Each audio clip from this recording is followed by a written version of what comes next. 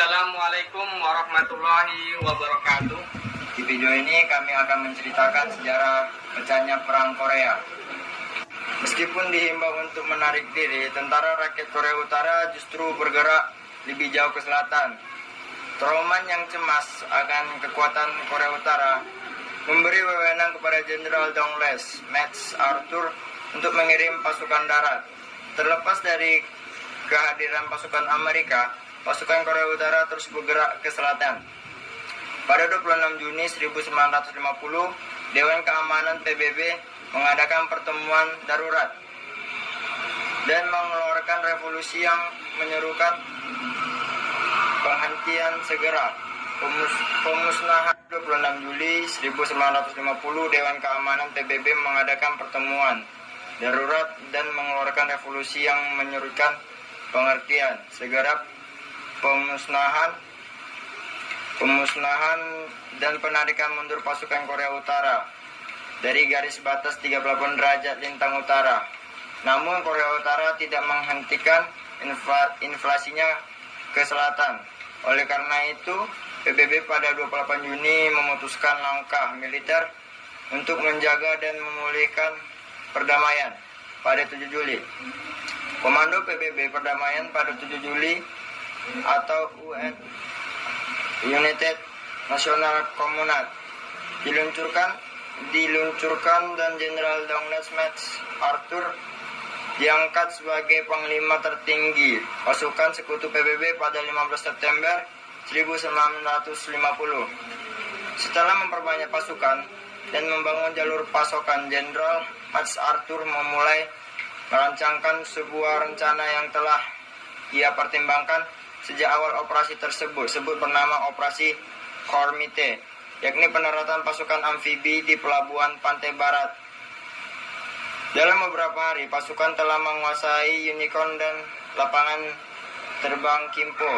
Sementara itu, Angkatan Darat ke-8 di bawah pimpinan Letnan Jenderal Wynton H. Walker telah keluar dari batas dan bergerak ke utara dengan cepat sehingga pasukan PBB menguasai paralel 38 pada awal Oktober. Dalam banyak hal perang mungkin telah berakhir pada saat ini, akan tetapi situasi saat ini menguntungkan itu justru dianggap sebagai waktu yang tepat bagi Amerika Serikat untuk menduduki seluruh Korea dan mengembalikan sebagai negara kesatuan setelah memperoleh izin dan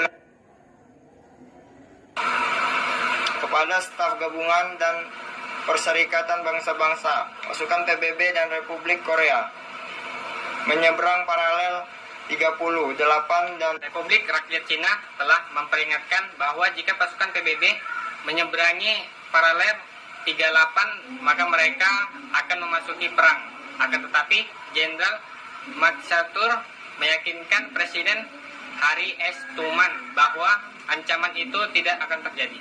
Oleh karena itu, tidak ada tanggapan dari pasukan PBB.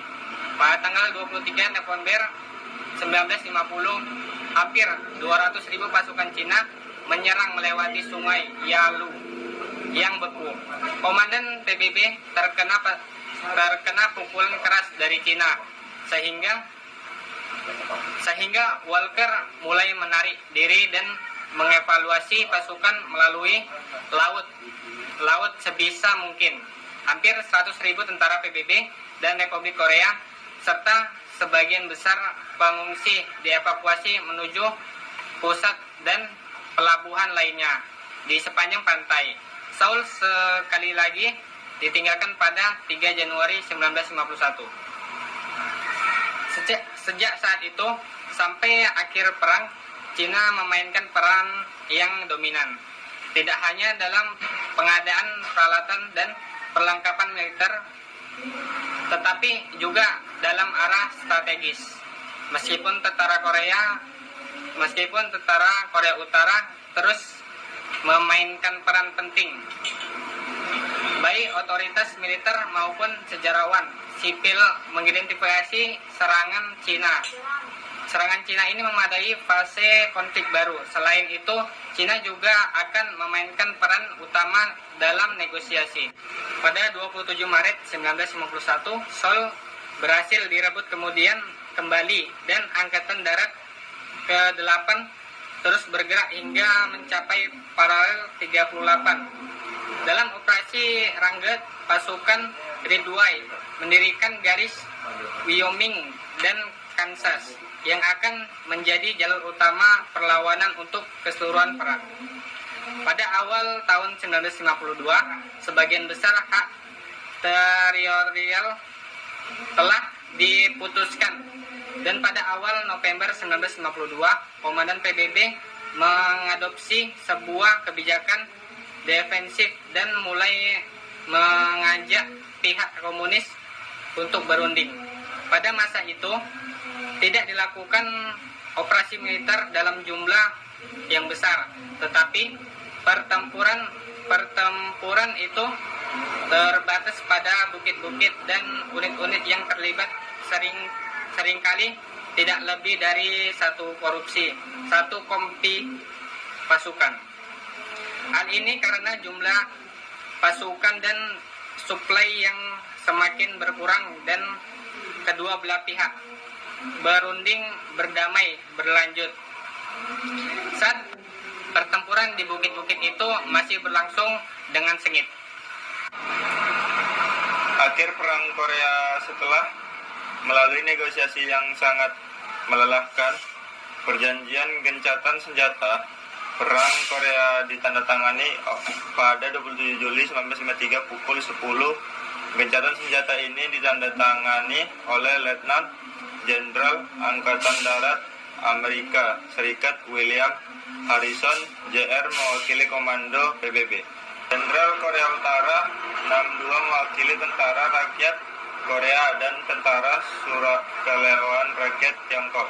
Perjanjian gencatan senjata ini dirancang untuk memastikan penghentian menyeluruh permusuhan dan segala tindakan pasukan bersenjata di Korea sampai sebuah penyelesaian damai akhir tercapai. Gencatan senjata yang ditandatangani tersebut membentuk zona demilitarisasi Korea, pemberlakuan gencatan senjata, dan pemulangan akhir tawanan perang. Zona demilitarisasi berada tindak jauh dari paralel 38 derajat lintang utara yang memisahkan Korea Utara dan Selatan. Perang Korea membawa kerugian yang sangat besar bagi kedua belah pihak. Setidaknya 33 pasukan Amerika Serikat terbunuh dalam aksi militer, 2.000 tewas dalam situasi yang berkaitan dengan perang dan 130 terluka. Sementara korban jiwa untuk Korea Selatan mencapai 59.000 tewas dan 900 pasukan terluka. Ditambah korban sipil yang cukup untuk membawa angka korban ke hampir 3 juta orang. Adapun korban di pihak Korea Utara dan Cina, setidaknya 5.000 pasukan menjadi korban dan 1 juta terluka.